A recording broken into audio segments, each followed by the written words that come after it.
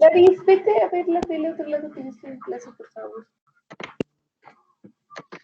Bien, pues, buena tarde tengan todos ustedes, me da mucho gusto saludarlos el día de hoy, miércoles 5 del mes 5 del 2021. Vamos a retomar y a culminar hoy el tema de proceso de selección. Habrán ustedes identificado que no hubo actividad encargada esta semana y les voy a platicar por qué.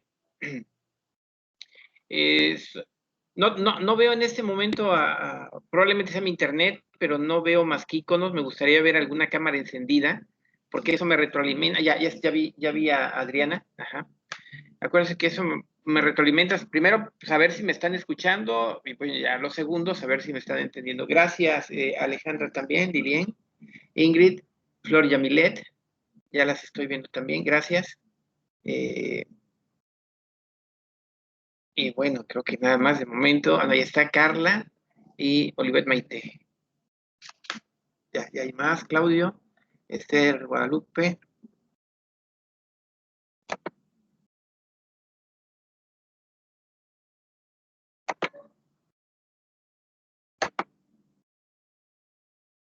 Bueno, no me han, todavía hay algunas áreas de oportunidad en las actividades que he encomendado. Si ustedes se han dado cuenta, ha sido como una secuencia lo que hemos estado realizando. Y bueno, ya estoy viendo a Diana también, le doy la bienvenida aquí al video, a Amanda Lisset, José Luis, bueno, además de quien estaba yo viendo. Sí, adelante, escucho. No puedo encender mi cámara porque se alenta un buen el Teams, pero aquí estoy, Yo diría, cuando sea eso, nada más diríamos, préndela para saludar y la apagas. O sea, ya nada más como decir, aquí estoy, y sería buena estrategia. Y ya después entender que, bueno, ciertamente hay que optimizar el ancho de banda. Es algo que ustedes y yo aprendemos a lo largo de las videoclases. Bueno, ya veo, América, bien, muy bien. Presente. Por aquí estoy. Sí, Catherine Arlette, muy bien. Bueno, fíjense que todo es una secuencia, y esa secuencia empieza, yo diría que podríamos manejarla desde la planeación de recursos humanos, pero no nos la compliquemos. La podemos manejar desde el proceso de reclutamiento. Llega un momento en el que la empresa se crean puestos que están vacantes. Hay vacantes en la empresa. Y hay vacantes que se tienen que cubrir y hay vacantes que no se tienen que cubrir. Eso ya lo platicamos. Aquí en esta experiencia educativa, nosotros nos debemos asumir como la persona encargada del proceso, vamos a decirlo así, de dotación de colaboradores a la empresa. Y bueno, podemos ser el dueño y encargarnos de eso, o podemos ser el gerente del departamento de recursos humanos, talento humano, capital humano, y encargarnos de eso.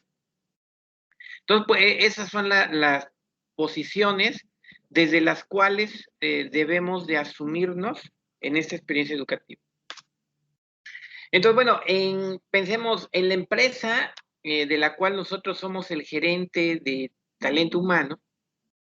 Hubo por alguna razón perdimos algún colaborador, renunció, lo despedimos, se murió, se incapacitó, pidió licencia, etcétera.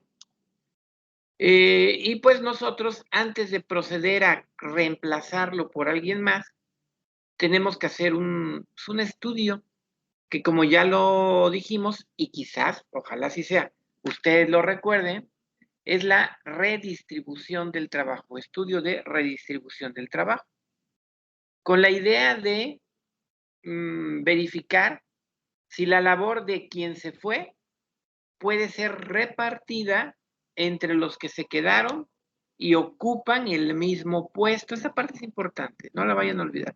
Entre los que se quedaron, pero además ocupan el mismo puesto. Si nos fue una secretaria, pues vamos a ver si podemos repartir la labor entre las otras secretarias. Se nos fue un intendente, pues vamos a verificar si la labor que hacía el que se fue puede ser repartida entre otros intendentes que se quedaron. Bueno, llega un momento en el que ese análisis nos dice, sí, hay que reclutar, porque no se puede repartir el trabajo, no se puede redistribuir. En ese momento es cuando nosotros en la gerencia de talento humano nos damos cuenta o nos enteramos de que debemos de poner manos a la obra y tratar de buscar y atraer candidatos con ciertas características para ocupar ese puesto que el estudio de redistribución del trabajo nos dijo que debe ser ocupado. Ahí está.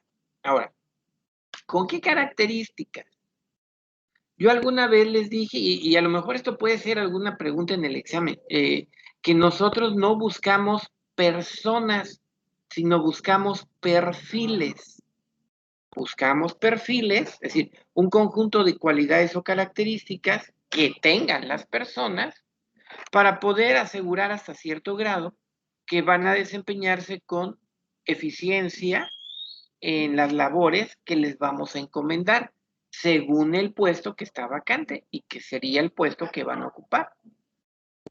Ya que nosotros sabemos eso, pues o recordamos eso, nuevamente traíamos a la mente perfil. Un perfil está integrado, puede haber distintos criterios, pero el que yo voy a manejar, el que estamos manejando, es que el perfil esté integrado por los conocimientos que en específico deba tener el candidato, su nivel de escolaridad en particular, la experiencia que se requiere, las habilidades que en específico deba mostrar, las actitudes que deba reflejar y los valores que debe tener.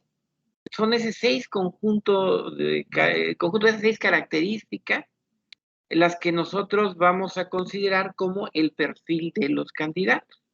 Y eso lo identificamos desde el reclutamiento.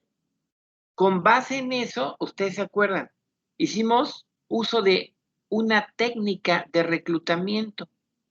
Podemos hacer uso de muchas, pero en las tareas que he encargado, la técnica de reclutamiento se llama anuncio. Y pues bueno, hoy creo que pudiera estar levantando un poquito el anuncio publicado en medios digitales, pero pues normalmente el anuncio lo publicamos en medios impresos. Bueno, la cuestión aquí es lo siguiente.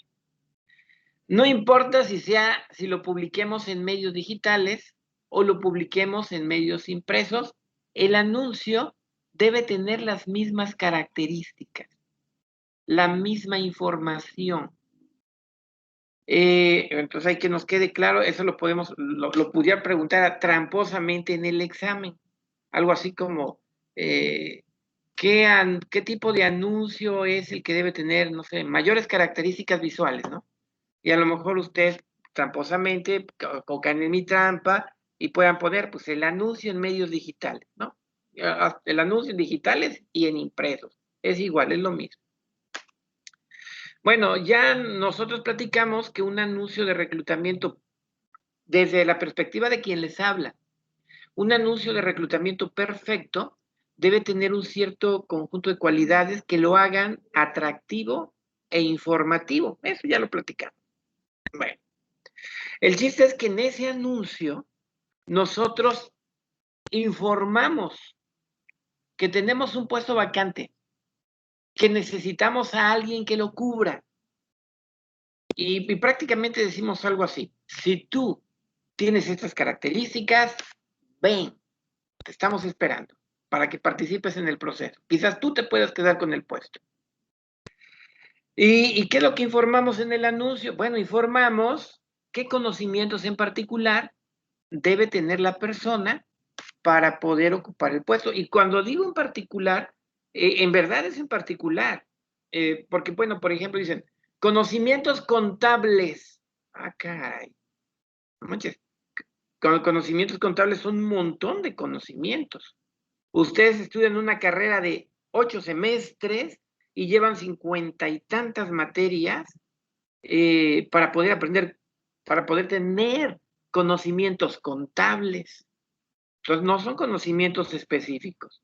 Tendríamos que especificar, bueno, conocimientos básicos de cargo y abono. Ah, ya, ahí está. Necesitamos a alguien que cargue y abone. Ya está. Básicos de cargo y abono. O conocimientos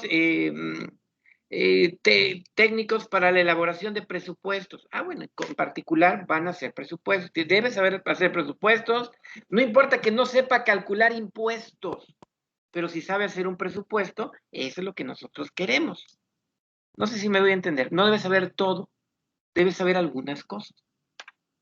Igual le decimos, si tienes este nivel de escolaridad, tal, no sé, tal carrera técnica, tal estudio de licenciatura, o tal licenciatura con tal posgrado, dependiendo del puesto. Habrá puestos que simplemente digan que se requiere saber leer y escribir. Ah, bueno, ya está. Se requiere saber hacer sumas y restas. Ah, bueno, ya está. Entonces, dependiendo del puesto, se exigen distintos niveles de escolaridad. Últimamente se da en las empresas la moda de que se ponen muy quisquillosas y se pide casi doctorado para ser el elevadorista del hotel, ¿no? Del edificio. No, dependiendo de lo que el puesto exija, es lo que nosotros debemos de buscar. Porque está bien fácil. Si pides de más, tienes que pagarlo.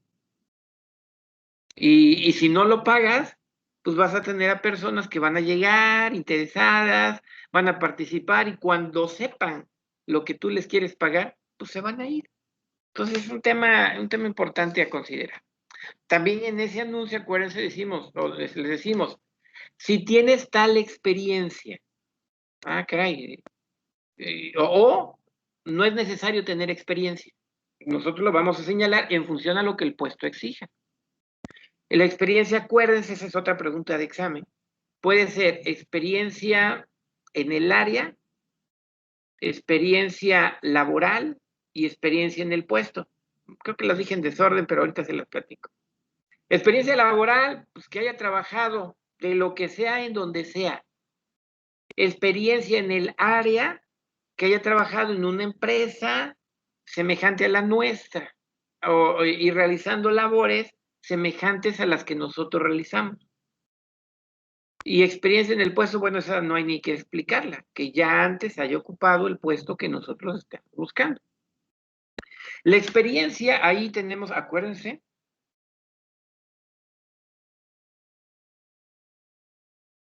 tenemos que poner deseable, necesaria o no necesaria. No se necesita experiencia. Es deseable que tengas. Si no la tienes, no pasa nada, pero es deseable que la tengas. O necesaria. Además de la experiencia, señalar qué habilidades en específico debe tener la persona. Habilidades, es decir, cosas que sepas, que pueda hacer de manera hábil. No sé, por ejemplo, habilidad para el trato con personas. Bueno, es que eso no es una teoría, o a lo mejor puede tener algún fundamento teórico el trato con personas, pero él debe tener la habilidad para tratarlas con amabilidad, con respeto y con sutileza. Eso solamente se ve en la práctica, habilidad. A través de la experiencia se genera la habilidad, hay un nexo. En el anuncio también dijimos, acuérdense, con tales valores y que muestre tales actitudes. Por ejemplo, actitud de disposición al trabajo en equipo. Esa es una actitud. Y valores, responsable, trabajador, honesto. Ahí está, esos son valores. ¿Por qué les recuerdo esto? Porque ha sido nuestro punto de partida y creo que en algunos equipos quizás el punto de partida no ha estado tan claro o tan bien hecho. O a lo mejor yo no lo retroalimenté pues, de una manera precisa. Entonces se han estado cargando, diríamos, no vicios, errores, áreas de oportunidad, tampoco quisiera llamarle errores. Se han estado cargando áreas de oportunidad a través de las distintas actividades. Ahora, Ya llegó el candidato como respuesta a nuestro anuncio de reclutamiento. Ahora, ¿qué hacemos? Ahora lo que hacemos es el proceso de selección. Y en el proceso de selección, acuérdense que inicia con el llenado de la solicitud de empleo. Es decir, el candidato, con su propio puño y letra, nos debe de poner la información por escrito que nosotros necesitamos. ¿Qué necesitamos? Acuérdense de la hoja Printafor color amarillo, esa es la que se vende en papelería. No necesitamos saber si pertenece a algún club social o deportivo. No necesitamos saber si tiene deudas. No necesitamos saber su CURP ni su RFC, todavía no. No necesitamos muchos de los datos que en la hoja amarilla se piden. Lo que se necesita es lo que hace rato dije. A ver, ¿tienes ese conocimiento específico que el puesto exige? ¿Ese conocimiento específico de presupuestos? ¿Tienes el nivel de escolaridad de técnico en contabilidad o carrera trunca o corriendo, vigente, no sé cómo decirle, que esté actualmente estudiando en la licenciatura? ¿Tienes la habilidad para tratar a personas? ¿Tienes experiencia en el área? ¿Tienes experiencia laboral, al menos de un año? ¿Tienes la actitud de disposición a trabajar en equipo? ¿Eres respetuoso, amable, organizado? Bueno, entonces, eso es lo que preguntamos en la hoja de solicitud de empleo. Y el candidato tiene que decir, depende del diseño de la hoja, pero puede decir, si lo tengo, esto no lo tengo. O podemos nosotros preguntar, por ejemplo, algunas preguntas, sobre todo en el caso de las actitudes o de los valores, ¿no? Quizás, ¿qué tan responsable te consideras? Ejemplo, hablando de responsabilidad. Nada, muy poco, regular, mucho, total. Eso es una manera de responder. Exactamente sobre lo que nosotros queremos saber. No nos importa saber otras cosas. Que sacó diploma de plastilina en el kinder, qué bueno. Que además sepa hablar inglés. Bueno, pues es que aquí no se necesita el inglés. Qué bueno que sepas hablar inglés, pero aquí en el puesto de auxiliar contable no se necesita el inglés. Qué bueno que no tengas deudas, bienvenido, pero pues eso nosotros no lo estamos preguntando. Qué bueno que pagues renta, que tengas la aspiración de tener tu casa propia, pero eso tampoco nos interesa, porque no nos permite a nosotros tomar la decisión de quién es el candidato que mejor desempeñará las labores propias del puesto.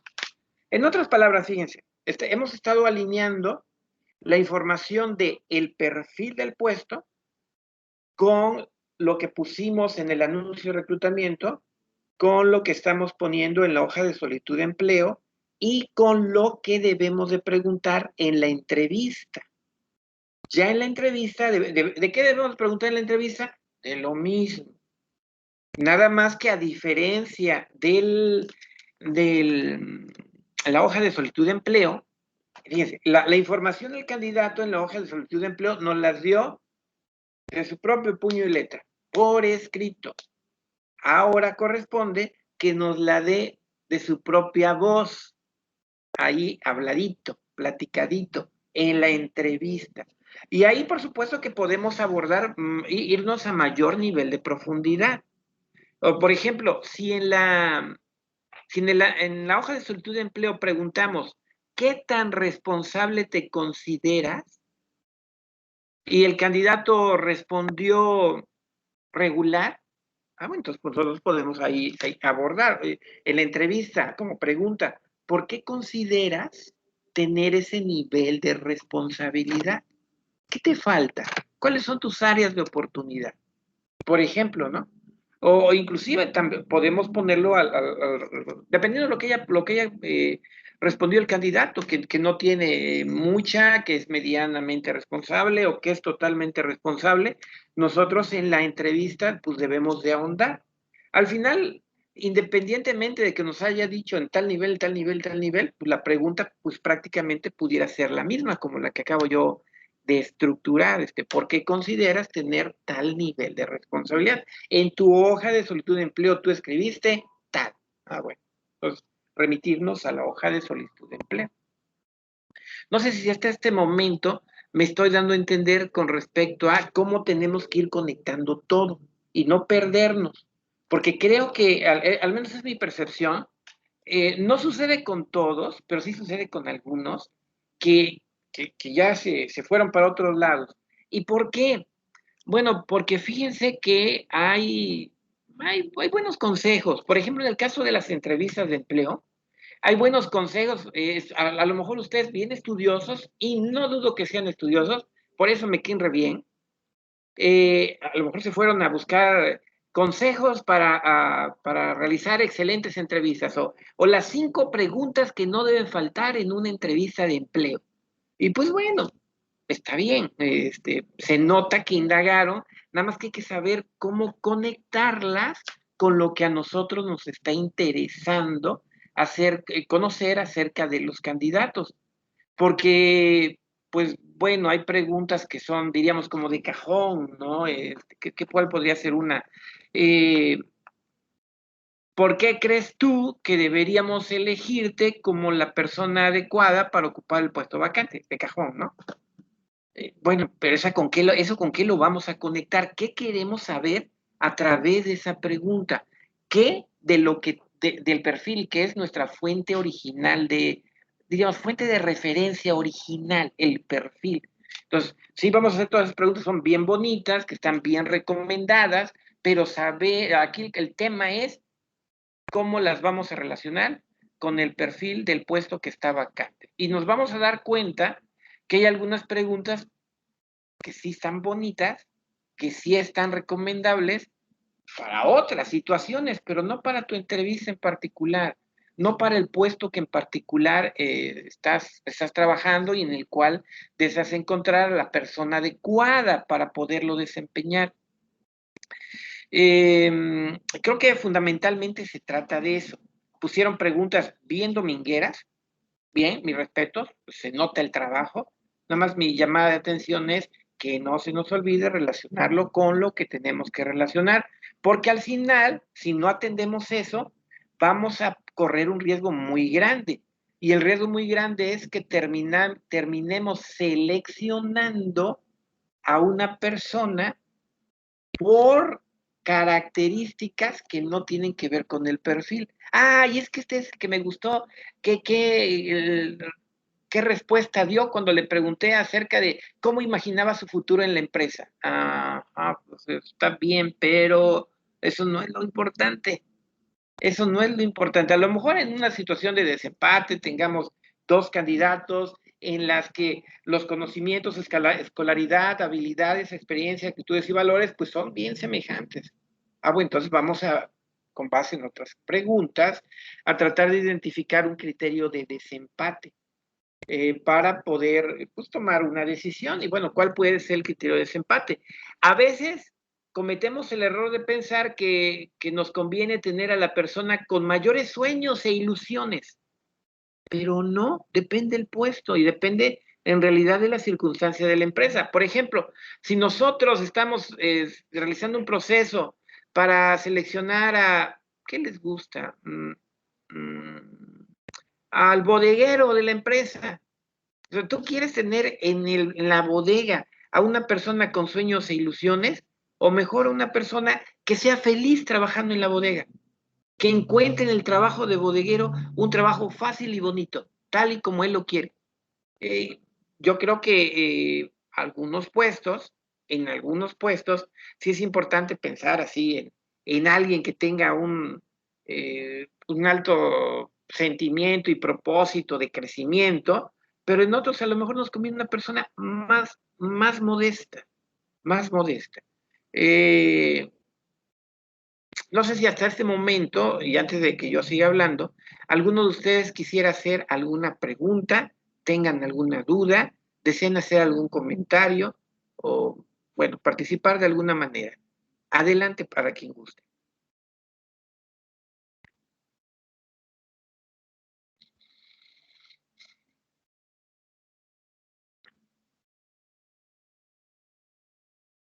¿No hay preguntas? ¿Me estoy dando a entender perfectamente? Por el momento no, maestro, todo bien. Gracias por responder. Bueno, la verdad es que me gusta mucho que digan que, oh, qué bonito enseña usted, profe, pero me encanta más que me pregunten, porque la verdad es que pues, ya les he dicho una frase en la que yo creo mucho, que es que el que pregunta no se equivoca. Entonces, me interesa que ustedes en su desempeño profesional, más que en el examen es una aduana que tenemos que pasar y que van a Maestro, pasar. sí tengo una pregunta, A ver, adelante, eso. pero es cambiando un poco de... A ver, adelante. Si tú ya saliste de la universidad o de una escuela técnica y no te han dado tu título, pero ya está en trámite, ¿puedes ponerlo aún así en tu currículum? Claro, sí. Sí, lo ideal sería que tú tuvieras alguna manera de comprobarlo, alguna documentación comprobatoria. Estoy seguro que cuando haces, yo no tengo la experiencia propia de haber hecho un trámite por no sé, la carrera técnica, pero estoy seguro que cuando tú haces ese trámite, te quedas con un documento en el que efectivamente con el que efectivamente puedes comprobar que tu título de técnico está en proceso de realización y ya con eso tú te puedes acreditar como técnico. O por ejemplo, antes, a ver cómo sería aquí en la UV. Bueno, por ejemplo, ustedes, cuando terminan su carrera, ustedes salen titulados. El modelo educativo de la Universidad Veracruzana y por lo tanto los planes de estudio de las distintas carreras genera una circunstancia diferente a la que, por ejemplo, generaciones como la mía teníamos. En generaciones como la mía, nosotros terminábamos la carrera y nos convertíamos en algo que se llama pasante. Éramos un pasante. Y cuando terminábamos la carrera y mientras éramos pasantes, realizábamos nuestra tesis. En aquellos tiempos, la única manera de titularse era la tesis, ya después se generaron circunstancias como la de el Ceneval y como la de los estudios de posgrado. Bueno, pensemos la tesis o un trabajo recepcional, que después agarró maneras de monografía, tesina o tesis, ya se amplió un poco el abanico. Entonces, mientras nosotros no nos titulábamos, éramos pasantes, e inclusive nos daban un papelito, tú mandabas a hacer así bien bonito, era tu carta de pasante con tu foto ahí, el sello, el escudo del UV, así para. Y hay personas en mi generación, y las de arriba, y probablemente muchas de abajo, que se quedaron como pasantes. O sin embargo, otras hicieron su tesis. Pensemos, la hacen y la presentan hoy. Y hoy lo que le van a dar es un acta de examen. Un acta de examen. Aquí entender que, bueno, es que también ha mejorado mucho aquí el tema de las cédulas, ahorita les platico. Entender que el acta de examen ya es el comprobante de que eres licenciado.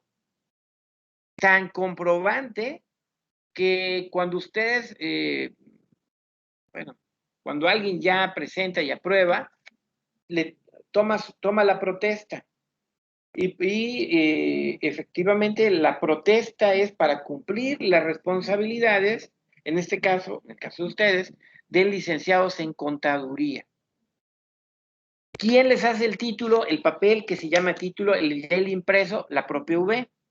Y ese papelito tarda en promedio unos 4 meses en que se los den.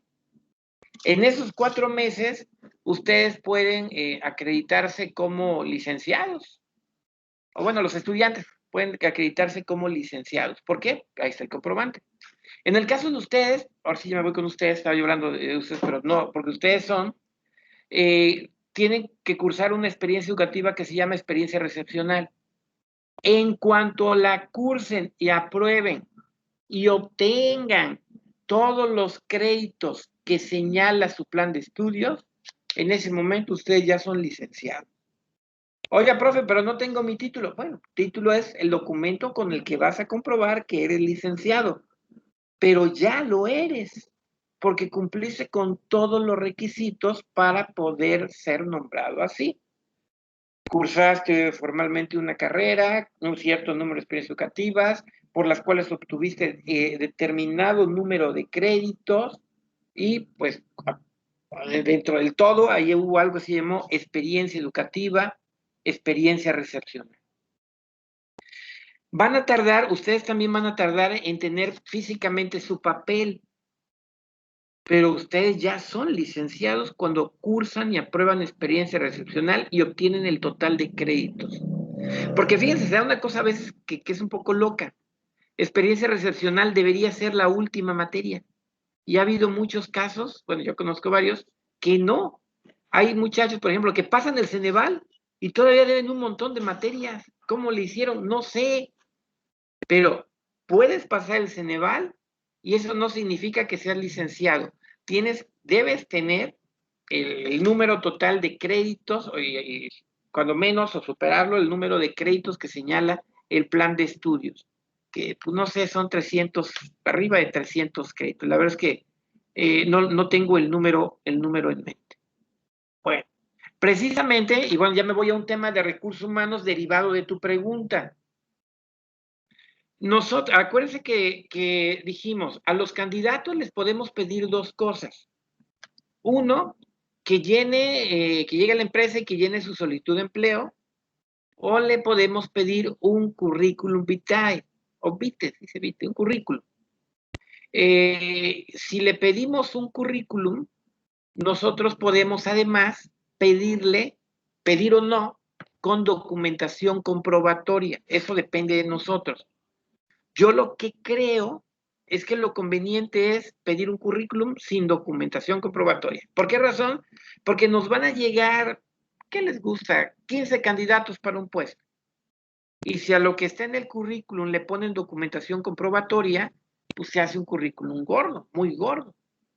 Yo apenas, no sé si les conté, hice a través de un muchacho que hizo su servicio social especialmente en eso, apenas depuré mi currículum. Y en una versión impresa tengo un tanto así de documentos comprobatorios.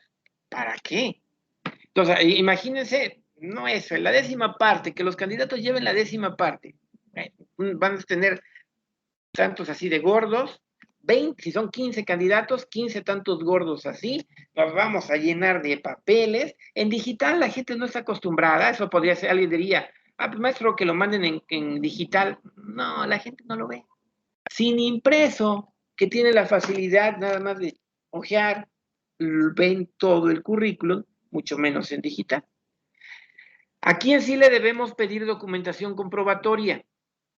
Bueno, yo diría que hay dos recomendaciones. Una, la más común podría ser pedírsela al candidato seleccionado. Es decir, después del proceso de selección, que al iniciar el proceso nos entregue un currículum sin documentación comprobatoria y que al finalizar el proceso nos entregue la documentación que comprueba lo que en el currículum puso. Eso puede ser.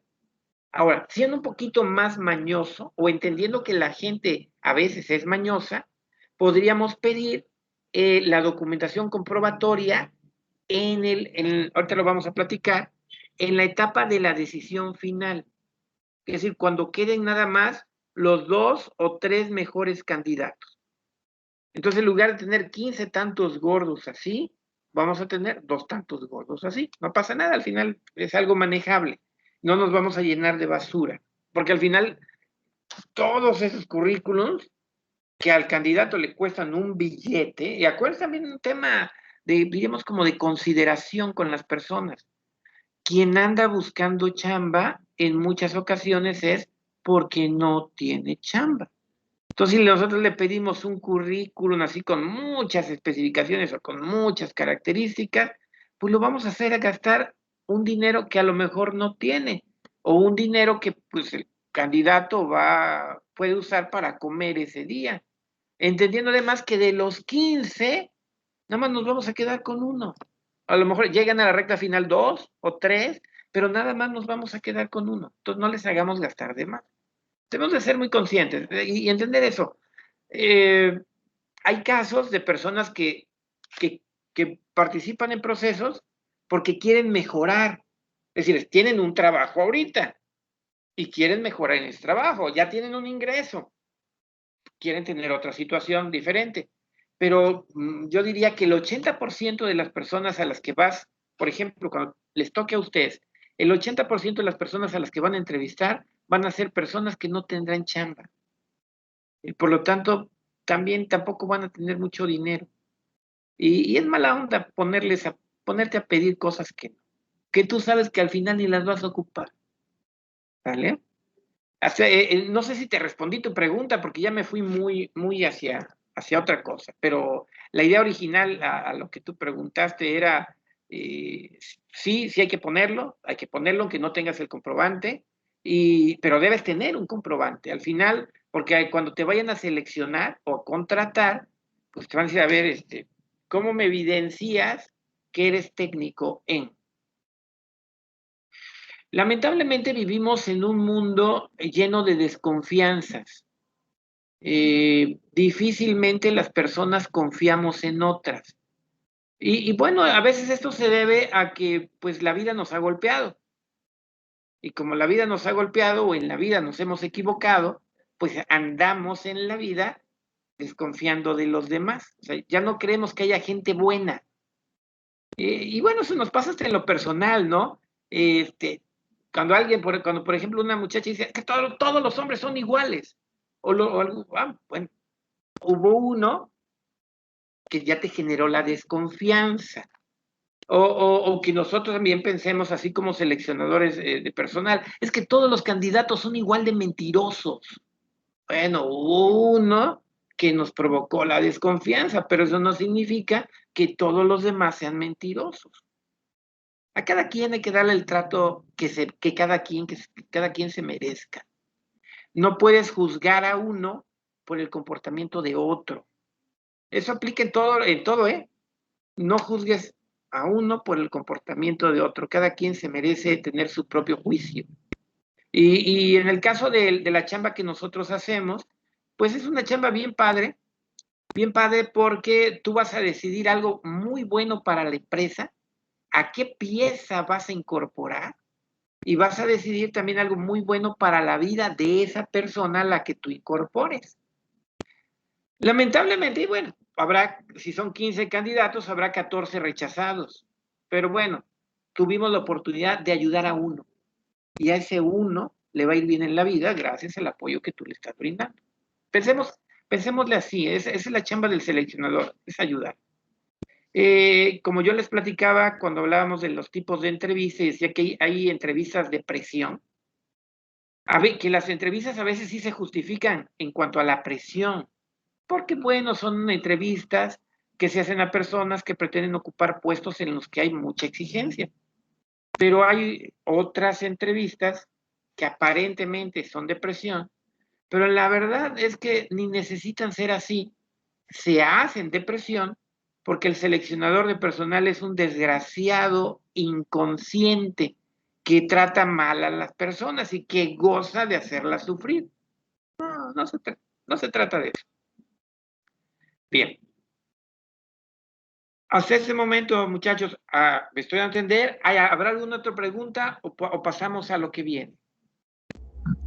No, maestro, ya, gracias por la respuesta. Muy bien, gracias a ti.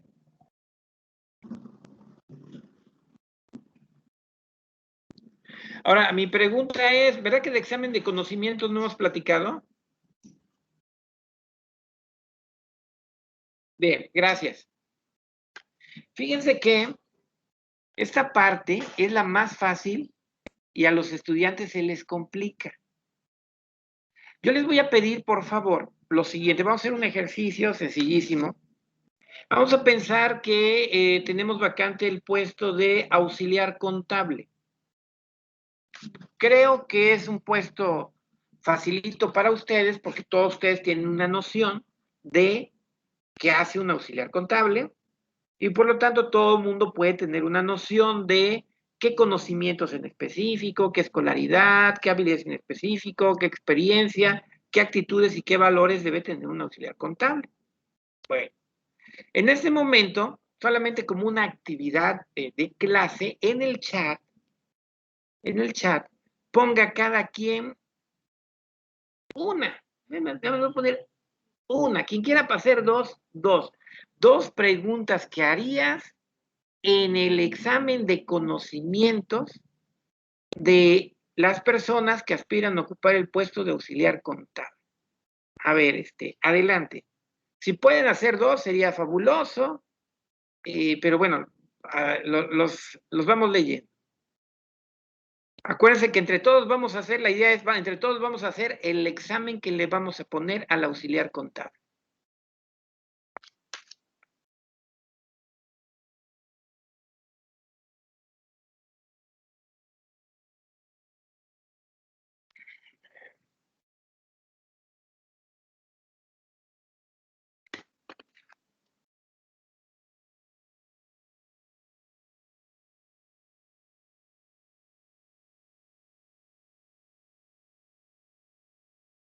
Ya recibí la primera, no las voy a ir retroalimentando para que ustedes vayan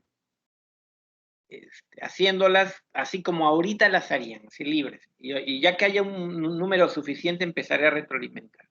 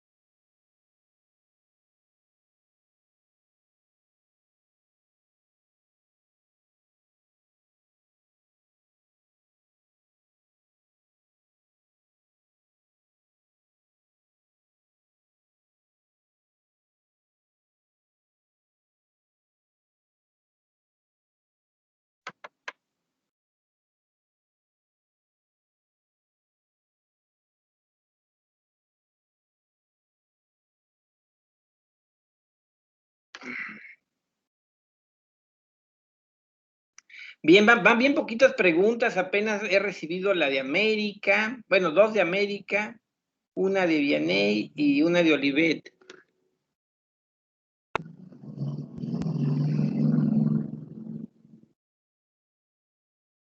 Una pregunta para el examen de conocimientos.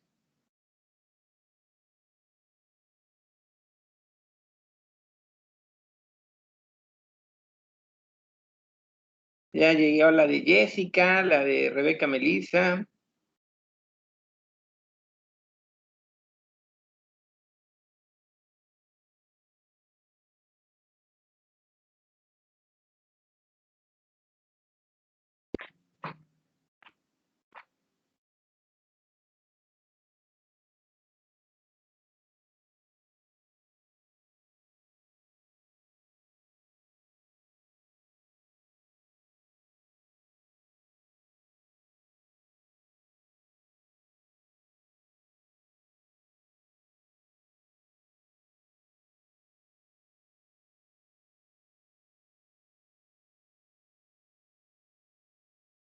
Dentro de sus posibilidades profesionales futuras está la docencia y créanme que van a tener que hacer preguntas y muchas. Primero en la clase y ya después en los exámenes.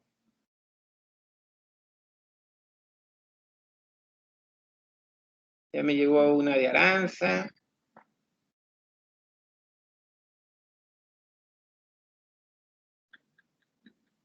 De Johan Alexander.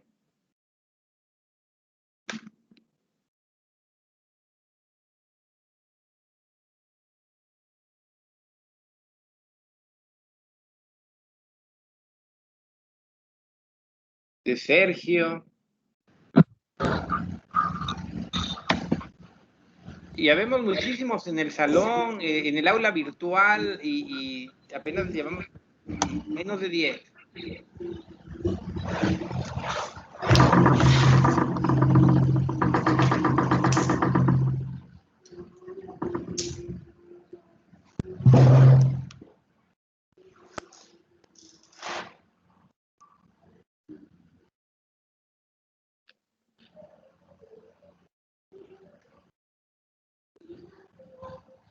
Les quiero decir que hasta el momento, puede ser que esté equivocado, pero de todas las preguntas creo que nada más hay 2 que sí son de examen.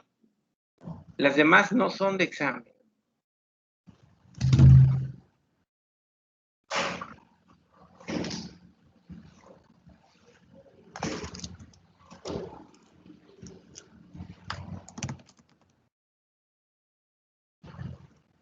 Quizás ya tengamos 3 buenas.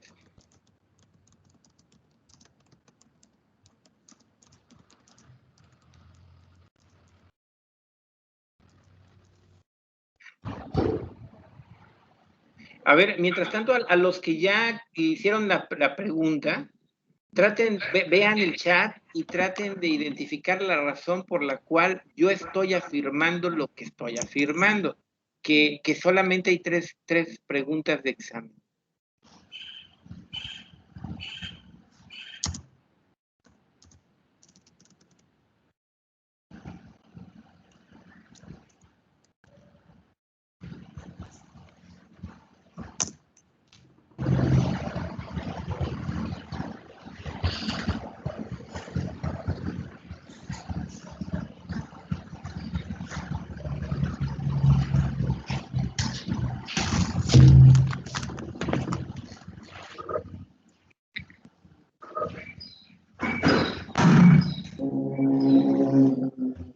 Creo que hasta el momento llevamos 5 buenas.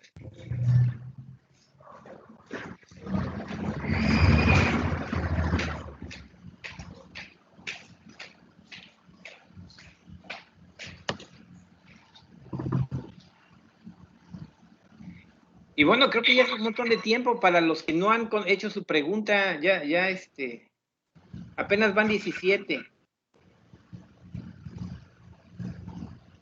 17 y a lo mejor hay 6 o 7 buenas. Híjoles, no estamos haciendo un buen examen.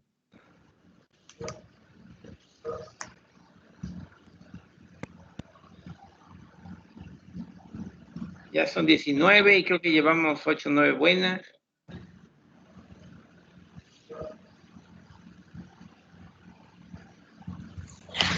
Hola, Carlos, buenas tardes. Te explico rápido.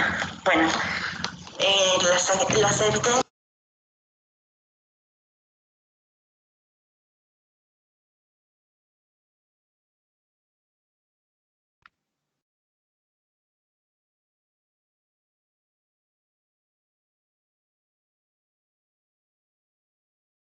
Ya hay 21 preguntas, ya la mayoría, ya se ve bonito.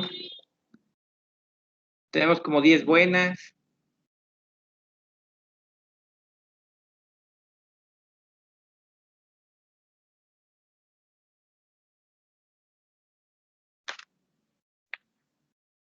A ver, creo que ya serían, bueno, todos los que falten pongan su pregunta. De momento yo ya puedo con estas preguntas ir comentando cuáles sí son de examen, cuáles no, cuáles usaría en otro momento y darle las razones para ello. La primera pregunta la hizo América. La pregunta es, ¿está familiarizado con la paquetería de Aspelcoy? ¿Qué puede responder el candidato? Sí. Y si responde sí, se la tiene que poner buena. Y igual si le pone que no. Pero, por ejemplo, yo puedo responder sí y en verdad estar mintiendo. Es decir, sí, pero no sé. O, por ejemplo, la otra pregunta de América dice, ¿qué sistemas computacionales maneja? Bueno, no sé a qué se refiere con eso de sistemas computacionales en particular, pero pues él puede decirle, bueno, Koinoi, sistemas computacionales para la contabilidad, Koinoi, y Y eso no demuestra que lo sepa dominar. Se saben los nombres. ¿Tienes experiencia en la página del SAT? Respuesta, sí. Y bueno, si el candidato responde que sí, ¿estará demostrando que tiene experiencia? Conoce, eso fue de Vianney. Olivet, ¿conoce y aplica los tratamientos para el cálculo de impuestos estatales? Sí, y sí. Sí conozco y sí aplico. O sí conozco y no aplico. Ah, caray, pero eso no significa que en realidad los conozca. Jessica, ¿tienes conocimiento sobre normas contables? Sí, harto conocimiento. Ajá, bueno, ¿y cómo lo demuestra? Fíjense que esas preguntas hasta el momento son preguntas que yo no tiraría a la basura. Son preguntas que yo pudiera utilizar en la entrevista para ir explorando más sobre lo que me interesa. Pero en el examen de conocimientos, acuérdense, la naturaleza del examen de conocimientos es verificar que el candidato tiene el conocimiento específico que debe tener según el puesto. Y también recuerden lo siguiente, hace rato yo les dije, nos basamos en la desconfianza. El candidato puede decir que sí sabe, pero diciendo que sí sabe, no nos está demostrando que sabe. Diciendo que sí los conoce, no nos está demostrando que en verdad conoce. Entonces la naturaleza de las preguntas tiene que ser diferente. Ahorita vamos a encontrar algunas preguntas bien hechas. Bueno, bien hechas para el examen de conocimientos. Todas están bien hechas, pero no son para el examen de conocimientos. Por ejemplo, Rebeca Melisa, ¿cuáles son las evidencias que debe tener el contador respecto al servicio de atestiguamiento en relación con los estados financieros? Sí, esa es una pregunta de examen. Si en verdad debe tener conocimiento sobre el atestiguamiento con relación a los estados financieros, esta pregunta sí es una pregunta de examen de conocimiento. Después viene la de Aranza, dice, ¿está familiarizado con los trámites correspondientes contables? ¿Cuáles ha realizado? Pues, pueden decir que sí, y pueden mencionar que han realizado muchos, pero eso no demuestra conocimiento. Más bien lo que tendríamos que preguntar, y ya vamos a ir manejando así la retroalimentación, es cómo se realizan esos trámites. ¿Cuál es el procedimiento para realizar tal trámite? Paso 1, paso 2, paso 3. ¿Conoces qué es un arqueo de caja? La pregunta de Johan. El candidato puede decir que sí. Entonces mejor no preguntemos si conoce qué es un arqueo de caja. Preguntemos, por ejemplo, ¿cuál es el procedimiento para elaborar un arqueo de caja? ¿Cuáles son los pasos a seguir para elaborar un arqueo de caja? Y la pregunta puede ser abierta o puede ser de cualquier tipo. A lo mejor, dada la lista de pasos que se señala, coloca el número que corresponda al orden en el que se deben de presentar. Entonces, puede ser diferente. ¿Sabe elaborar pólizas de qué tipo? Te pueden decir que sí, y pólizas, no sé, la que sea, pero no nos está demostrando. Mejor preguntemos, ¿cómo se elabora una póliza de cheque? O sea, conocimiento en particular. ¿En qué caso se realiza una subcuenta para la depreciación acumulada? Esa pregunta sí es de examen de conocimientos, es de José Luis. Brian, ¿cuál es tu experiencia con el régimen de incorporación fiscal? Uy, muchísima, o muy buena, o muy mala, y pues no nos está dando examen de conocimientos. Esa pues la podemos utilizar en la entrevista. Diana, ¿cuál es la naturaleza de las cuentas acreedoras? Yo diría que sí es una pregunta de conocimientos, pero no sé si sea una pregunta para el auxiliar contable. Creo que está demasiado básica. Pero bueno, es una pregunta de examen de conocimientos. Marian, ¿qué tanta experiencia tienen las actividades básicas como apoyo al contador principal, como la gestión de inventarios, facturación, manejo de cuentas bancarias, elaboración de informes, preparación de estados financieros, entre otras? Y bueno, la respuesta puede ser mucha experiencia, mediana experiencia, algo de experiencia, y eso no nos demuestra conocimiento. Fíjate, Marian, en el examen de conocimientos debemos preguntar conocimientos, no experiencias, no escolaridad, no habilidades, no actitudes ni valores, solamente conocimiento. Diana, ¿cuál es la naturaleza de las cuentas deudoras? Bueno, Diana hizo también la de las cuentas acreedoras.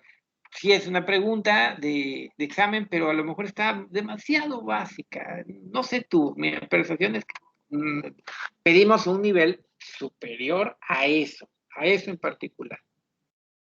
Por ejemplo, mire, José Luis, que ya hizo una pregunta buena en el pasado, aquí no está haciendo pregunta, está haciendo una afirmación. Dice, diferencia entre costo y gasto.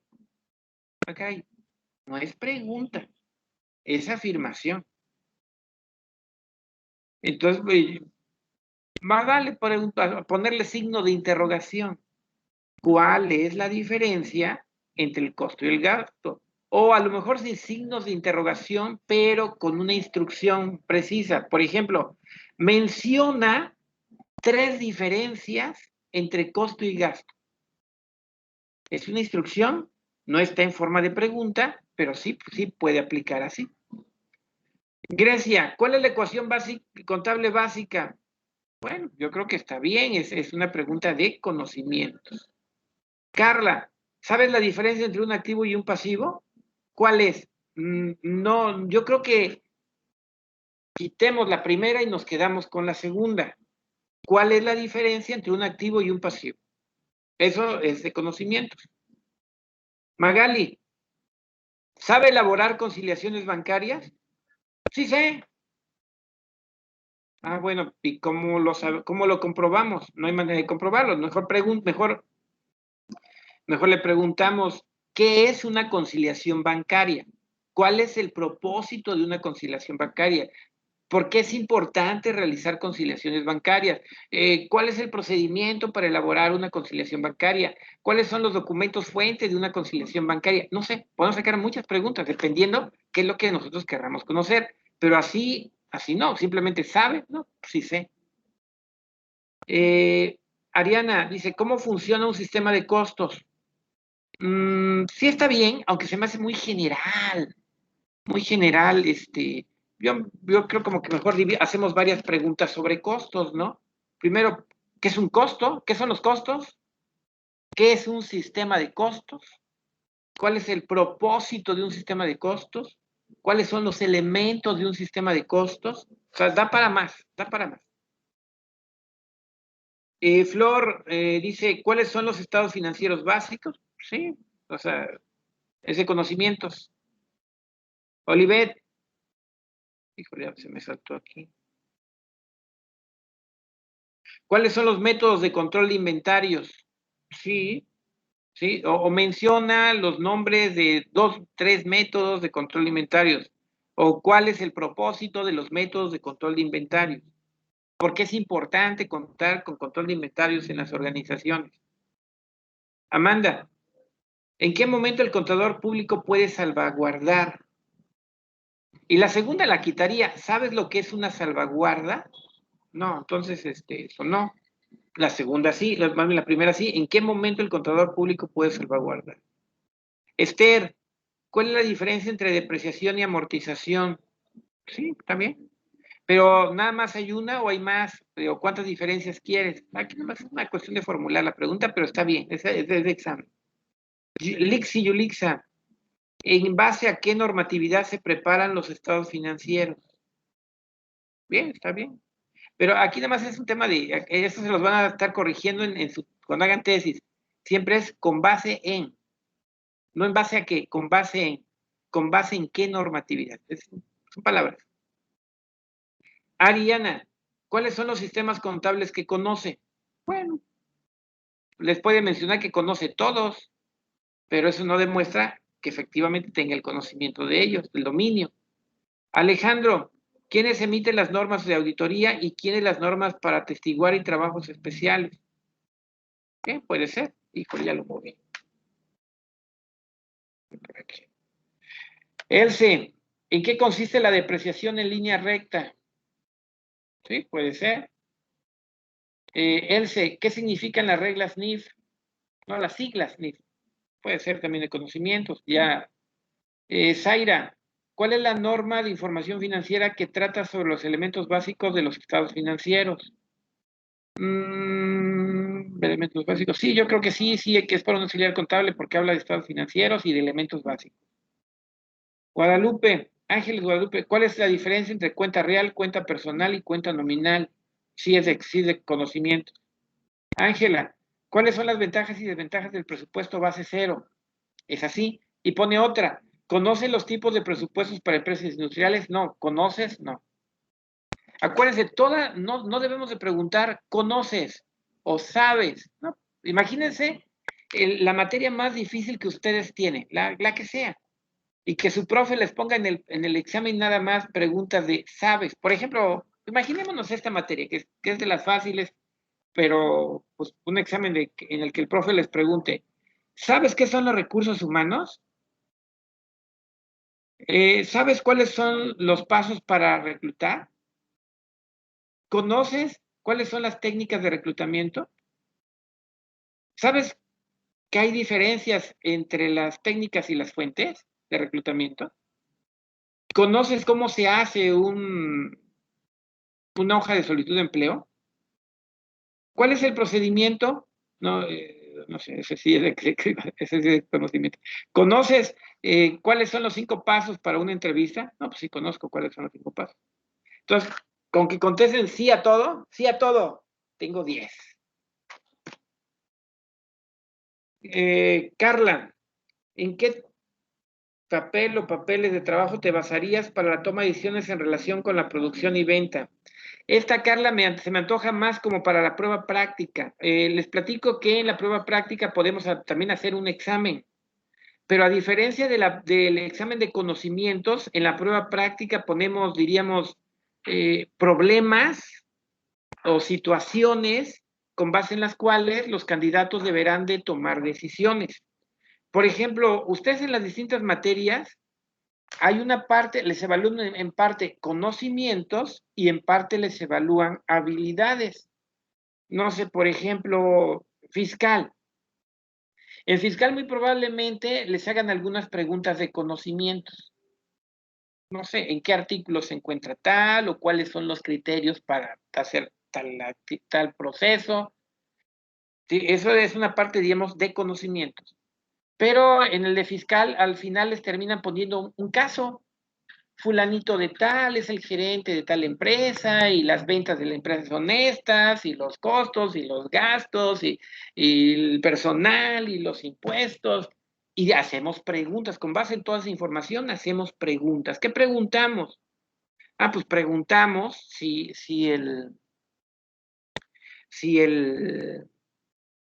no sé, por ejemplo, en todos los problemas y situaciones, por ejemplo, ¿cuál es la cantidad que debe pagar por concepto de impuestos la empresa? O sea, al final, todo lo que te dio es nada más para que digas, debe pagar tanto. Y ya. Y así los problemas que hemos resuelto en nuestra vida desde la primaria, ¿no? Y recordemos matemáticas, ¿no? Tenemos que hacer un montón de cuentas para simplemente llegar a un resultadito. Ese resultado es el que se espera. Y es con base en lo cual te califican. ¿Cómo se elabora? Ya creo que ya me salté. Alejandro, no es Alejandra. ¿Cómo se elabora un presupuesto de mano de obra? Fíjate que la pregunta, es que preguntas, hay que saber hacer preguntas.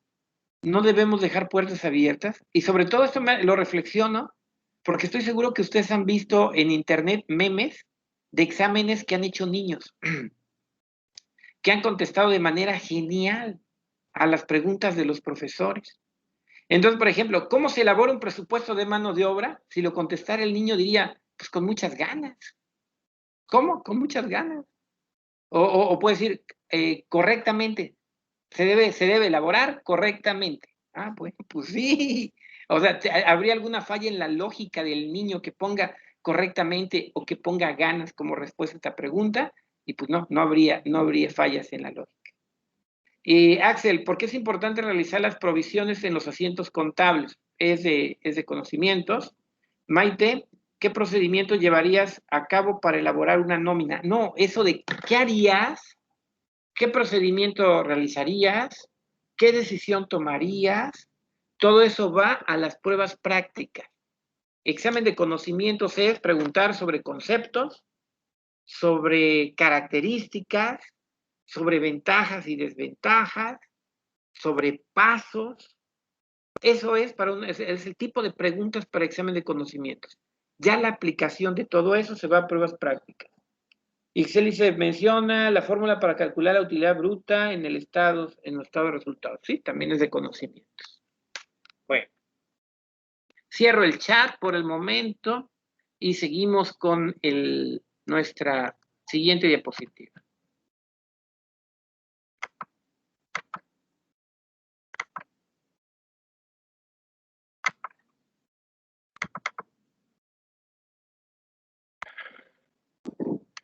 Fíjense, nuestra intención es identificar si los candidatos saben, pueden o quieren hacer el trabajo. Y para eso, el examen de conocimientos nos ayuda parcialmente.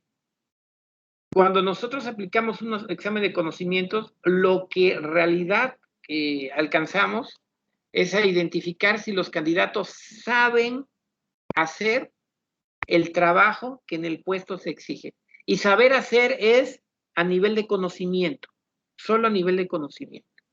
¿Por qué digo esto? Bueno, porque va a haber otras pruebas que nos van a permitir hacer otro tipo de cosas. Las pruebas prácticas. Las pruebas prácticas son situaciones en las que nosotros debemos de poner a los candidatos para que los candidatos nos digan qué harían en una situación real. Los problemas que les ponen los maestros en distintas materias son precisamente representaciones de situaciones reales. Problemas con los que ustedes se pueden topar. Y miren, de repente cuando uno es estudiante, se enoja con los profes porque son malvados y nos ponen problemas bien difíciles. Pero quiero decirles que en verdad, en tanto más difícil sea el problema, más nos preparan para la vida, porque la vida está, permítame utilizar la expresión, perrísima. Y las situaciones que podemos vivir en ellas son situaciones muy difíciles. Y qué bueno que nos pongan así, ante escenarios complicadísimos, porque si lo sabemos hacer en papel, lo vamos a saber hacer en la realidad. Más bien aquí la palabra sería podemos. Si lo podemos hacer en papel, lo podemos hacer en la realidad. Y ciertamente entonces las pruebas prácticas tienen como finalidad identificar si los candidatos tienen las habilidades para poder desempeñar las actividades que les corresponden. Si tienes las habilidades, vas a poder. Si no tienes las habilidades, no vas a poder. Y voy a poner un ejemplo de un profesor tartamudo y además con dificultades para poder expresarse de manera coherente. A ver, si no tienes esa habilidad, que es la facilidad de palabra, y esa otra habilidad, que es la habilidad para poder expresar de manera coherente tus ideas, pues definitivamente no te vas a poder desempeñar en el puesto de profesor. Y al contrario, si tú tienes esa habilidad para poder transmitir y poder expresar de manera coherente tus palabras, por lo tanto, entonces sí tienes la habilidad para poder desempeñar el puesto que está vacante, en ese caso de profesor. Y así como los exámenes de conocimientos nos permiten identificar si los candidatos saben hacer, las pruebas prácticas nos permiten identificar si los candidatos pueden hacer. Saber, poder. ¿Cómo verificamos que saben? Poniéndoles examen. ¿Cómo verificamos que pueden? Poniéndoles una prueba práctica. No sé, porque pues los candidatos te pueden decir sí sé. Siempre me acuerdo en esta parte una escena de la película, una viejita de Pedro Infante, que creo que se llama A Toda Máquina, en donde sale de motociclista de tránsito, no sé si la han visto, viejita, en donde a Pedro Infante, pues digamos que le da envidia o le dan celos de que Luis, su compañero, sea la estrella ahí en el show de los motociclistas, y pide al mandamás de esa agrupación que lo incluya. Entonces el mandamás de la agrupación le dice, oiga, ¿y usted sabe hacer eso? Sí, sí sé. ¿Y si lo pongo a hacer eso, usted lo podría hacer? Sí, sí, sí podría. Ah, bueno, pues súbase a la moto y hágalo. Ah, cara, entonces ya lo metió en dificultad. Porque fíjense, dice una frase sabia, del dicho al hecho hay un trecho. Es decir, entre el conocimiento y la habilidad hay un trecho. Entre la teoría y la práctica hay un trecho. Nosotros debemos de precisamente hacer pruebas prácticas para no quedarnos con lo que nos dice el examen. Porque en el examen de conocimiento la persona puede sacar 10. Y les voy a poner un ejemplo. No sé si ustedes han tenido la experiencia propia o han conocido de algún familiar o amigo que haya ido a sacar su licencia. Cuando sacas tu licencia, tienes que hacer un examen. Puedes sacar 10 en el examen y no poder manejar adecuadamente. Se te puede estar apagando el coche. Sin embargo, sacar 10 en el examen. Es decir, una cosa es la teoría y te la puedes saber perfecta. Te puedes aprender el reglamento de tránsito a la perfección. Sin embargo, tener aquí el reglamento de tránsito no significa que tú puedas manejar. No sé si me estoy dando a entender con este ejemplo. Y bueno, a mí esta imagen me encanta. Esta imagen de una persona que está buscando el puesto de carpintero. Entonces le dice, llega a la oficina y quien lo va a entrevistar le dice, pase, siéntese. Ah, caray, pero no hay una silla. No hay una silla, pero está todo lo necesario para que un carpintero, alguien que tiene la práctica, que tiene la habilidad, pueda armar la silla y sentarse. Si la persona se logra sentar, tiene la habilidad. A mí me encantó porque es una prueba práctica genial, genial. Muchas veces las personas dicen o decimos que podemos hacer cosas y que las podemos hacer bien. Sin embargo, no siempre es cierto. Tenemos que poner a prueba a las personas. Y pues bueno, eso a veces, ¿les acuerdan que he puesto ejemplos de novios y de novias? A veces eso pasa con quien quiere contigo, ¿no? Quien aspira a ser tu novio o tu novia. ¿Qué tienes que hacer? Le tienes que creer todo lo que te dice. Él te puede decir que sí a todo. Le tienes que creer, la respuesta es no. ¿Qué tienes que hacer? Ponerle pruebas. O sea, que en la práctica demuestre que efectivamente lo que dice, lo hace. Una cosa es decir, otra cosa es hacer. Hay que poner a prueba a las personas, en ese caso, me refiero en particular a los candidatos. Test psicométricos. Esa parte, nosotros, contadores, administradores, no somos los adecuados para poderla hacer. ¿Por qué no somos los adecuados? Pues porque no tenemos los conocimientos psicológicos ni diríamos, la licencia para poderlos aplicar. O cualquiera de nosotros podría querer ir a comprar una batería de pruebas psicométricas, pero no nos las van a vender, porque solamente a personas que tengan cédula como psicólogos y estén ejerciendo como tales, les venden las pruebas psicométricas. ¿Qué tenemos que hacer entonces aquí? Bueno, valernos de un psicólogo industrial para que nos haga el favor de aplicarnos pruebas que nos permitan identificar si los candidatos tienen los rasgos de la personalidad que nosotros estamos buscando. Y aquí, aclaro, por favor, rasgo de personalidad entendiéndolo como una actitud con la que se manifiesta un valor. Por ejemplo, responsabilidad, honestidad. ¿Le vamos a creer a la persona que es responsable? ¿Le vamos a creer a la persona que es honesta? Ya nos lo dijo en la entrevista, ya nos lo puso por escrito en la hoja de solicitud de empleo. ¿Le vamos a creer? La respuesta es, podemos creerle. Sin embargo, podemos mejor aplicar unos test psicométricos que nos ayuden a identificar una serie de rasgos de la personalidad que nos den mayores evidencias de que lo que nos dijo es cierto. Entonces aquí tenemos que valernos de alguien más. Bueno, estamos a muy pocas diapositivas de terminar, sin embargo estamos pasaditos de 7:30. Mi pregunta es, ¿estamos en posibilidad de terminar, no sé, 10 minutos más o nos despedimos? Siempre me gusta preguntarles para no ser dictador. Considerando además que tuve problemas al entrar hoy, es sobre todo esa mi circunstancia.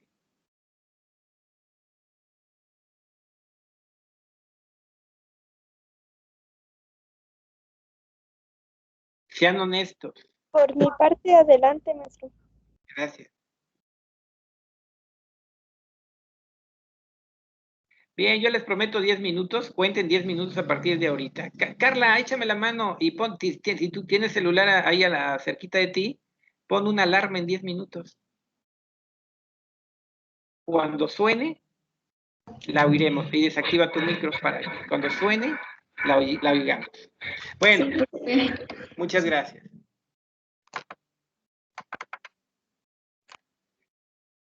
Una etapa que a mí me gusta incluir en el proceso de selección, y siempre la explico, es la de la realización de estudios socioeconómicos.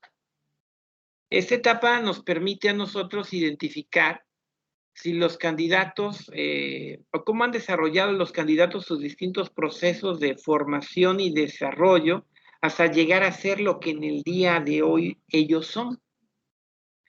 Fundamentalmente consiste en intentar pronosticar cómo podría comportarse un candidato en caso de que sea aceptado por nosotros.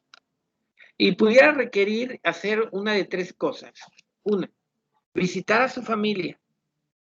Dos, ir al trabajo o tener contacto con la empresa en donde él trabajó. Y tercero, ir a la escuela o tener contacto con la escuela en donde él estudió. Yo aquí les quiero poner algunos ejemplos, algunos casos. Miren, les voy a poner primero de la escuela. Yo les voy a contar una historia. Yo terminé la licenciatura en Administración de Empresas en el año 1991. Todavía no era mi graduación y ya en el propio 91 ya estaba estudiando la maestría. La terminé en el 93. En el último cuatrimestre de la maestría hice mi tesis, pero en ese entonces era yo un joven muy soberbio y el trabajo que hice lo sentía yo muy poca cosa para mí. O sea, creía yo estar muy arriba del nivel del trabajo que había hecho y eso es un error que en este momento reconozco y que lo reconozco sobre todo invitándoles a ustedes a no caer en el error de la soberbia. Bueno, ¿qué me provocó ese error de la soberbia? Que no me titulara de la maestría en 1993. No me titulé. Pasaron años sin titularme. Hasta que en 1990, no me acuerdo si fue 98 o 99, creo que en 1999, entré a dar clase a la facultad. Y cuando entré a dar clase en la facultad, empecé a participar en competencias contra los profesores, en concursos de oposición, así se llama, o exámenes de oposición contra compañeros profesores. ¿Qué pasa cuando tú participas en un concurso? Pues lo que quieres es ganar. Por ejemplo, ya no va a ser la próxima semana, sino la que viene, ustedes van a participar en la semana de vinculación. ¿Qué van a querer hacer? Bueno, yo diría, primer paso, participar. Segundo paso, divertirse. Y tercer paso, intentar ganar. Y si se puede, lograr ganar. Queremos ganar. Bueno, entonces ya, ¿qué urgencia tuve? Tuve la urgencia de titularme porque me daba más puntos ser maestro titulado que ser algo que se llama candidato a maestro. Es decir, la maestría terminada pero sin título. En ese entonces, fíjense, fue en 1999 entonces cuando regresé a la escuela en donde estudié la maestría. Se llama IESCA, Instituto de Investigaciones de las Ciencias Administrativas de la UB. Después, salí en el 93, llegué en el 99. Después de 6 años de no ir al IESCA, llego y me asomo a la oficina del director, bueno, no es cierto, a la oficina de la secretaria del director. Y ella me dice, José Vicente, qué gusto en verte. Hace como 6 años que no te veía. Qué gusto verte. Fíjate que de tu generación, tú eres el tercero que ha venido. Nada más ha venido tal y tal. Digo, wow. ¿Por qué les cuento este detalle? Porque imagínense la memoria privilegiada de esa mujer. Después de 6 años de no ver a un estudiante, me recordaba perfectamente, y no solamente me recordaba a mí, recordaba cuánto tiempo tenía yo sin ir a IESCA, y recordaba quiénes eran mis compañeros de generación. Bueno, empecé a ir al IESCA, pero además de ir para propósitos de la titulación, empecé a ir con el propósito de hacer una publicación, mi primera publicación en una revista académica que tiene el IESCA. Para eso, aprovechar que yo había sido el maestro de un hijo del director de ese entonces del IESCA. Y pues bueno, yo siempre traté bien a su hijo y yo pues, esperaba correspondencia por parte de él. Entonces estuve yendo a visitar, se llama el maestro Misael, al maestro Misael muchas veces, en ese año, en 1999, por el tema de la publicación. Una vez estaba yo en su oficina, platicando con él, y entra la secretaria de la cual les hablé, Maguito, se llama Maguito la secretaria. Ya no la he visto, una gran mujer. Una señora ya de edad, en ese momento jubilada. Entra con unos papeles en la mano y se los enseña al maestro Misael. Dice, maestro Misael, tengo una duda. Fíjese que me enviaron estos documentos y de la persona que está ahí, yo no me acuerdo. Se supone que del estudiante. No me acuerdo. Y fíjese ya lo que se me hace raro. Las firmas. En este año, el jefe de estudios de posgrado no era tal, sino era tal. Y además, este puesto, en este puesto no estaba tal persona, estaba la maestra tal. Eso me llamó mucho la atención. ¿Qué era? Era un certificado de estudios del IESCA que habían enviado de una empresa que se llama TAMSA, que está en Veracruz, y lo habían enviado para verificar si un candidato que aspiraba a entrar a TAMSA había estudiado y egresado de la maestría en administración. ¿En qué termina la historia? Bueno, a mí me sorprendió porque Maguito, la mujer de la memoria privilegiada, no se acordaba del tipo. Y además se acordaba perfectamente de que en esas fechas las firmas, o sea, las personas que firmaban no estaban en esos cargos.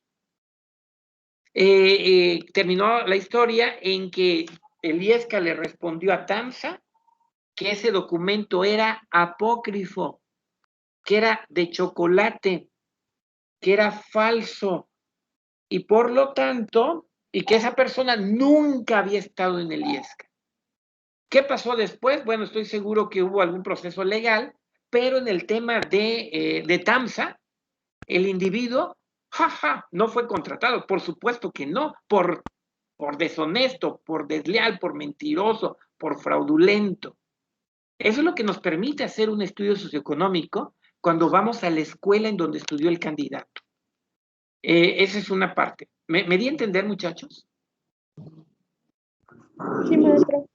Entonces, sí, es como, no sé, que alguien llamara a su jefa de carrera, la doctora Leti Murcia, decir, oiga, solamente para verificar que en este momento se encuentre como estudiante Adriana Hernández, Trujillo, ¿Por qué? Ah, bueno, es que ella está solicitando un cargo, este es un cargo de mucha relevancia, y nosotros simplemente verificamos que efectivamente ella esté estudiando porque pues le estamos dando la oportunidad de entrar, bla, bla, bla, bla, bla, bla. Entonces la jefa de carrera puede decir, sí, claro que no, de acuerdo con mis registros, ella estudia en la sección 603, en la licenciatura en contaduría. Su avance crediticio es de tanto y solamente le faltan tantos créditos para poderse titular. Perfecto. Pero si de repente se llama preguntando por alguien que ni existe o que está dando información falsa, ahí le caemos en la maroma. Y ya casi para terminar, no voy a terminar este punto porque ya casi suena la alarma, también hay que ir a las empresas en donde ha trabajado el candidato o llamar cuando menos, como yo les decía, hay que hablar, a ver, tenemos aquí los papeles de Pedrito Pérez y Pedrito Pérez dice que fue gerente de tal empresa y aquí aquí está el número de la empresa, vamos a hablar. Oiga, ¿trabajó Juanito Pérez con ustedes? Sí, claro que sí. ¿Y qué tal se desempeñó? Muy bien, fue un intendente muy decente. ¿Intendente? Es que aquí nos puso que fue gerente. No fue gerente, fue intendente. O debe haber algún error, porque intendente sí, gerente no. Bueno, pues le caemos en la mentira. Y si le caemos en la mentira, pues nosotros, ¿qué vamos a hacer? No le vamos a dar la chamba. Queda claro, y yo creo que nosotros lo hacemos en nuestras relaciones personales y lo tenemos que hacer en nuestras relaciones profesionales. Ninguna relación debe de iniciar con base en las mentiras. Siempre debe haber honestidad, debe de haber esa virtud, porque si no, nuestra relación está condenada al fracaso. Si nosotros iniciamos una relación con base en la deshonestidad, pues ya se fregó la cosa. ¿Sí? Son 7:47, no ha sonado la alarma, Carla, pero ya no tarda en sonar, y yo a las 7:37 les dije que íbamos a solamente estar 10 minutos. Muchachos, vamos a hacer una pausa aquí paramos. Les agradezco que me aguanten 10 minutos más, repusimos el tiempo que yo tardé en entrar. Antes de despedirnos, ¿alguna duda, pregunta, comentario o queja en su caso? No, profe. Bien, pues bueno, muchas gracias. Gracias, me da muchísimo gusto siempre verlos, a los que se dejan ver, saludarlos a todos y pues trabajar con ustedes. Tengan excelente tarde. Nos vemos pronto. Hasta luego. Buenas noches. Hasta luego, noches. profe. Gracias. Buenas noches a todos.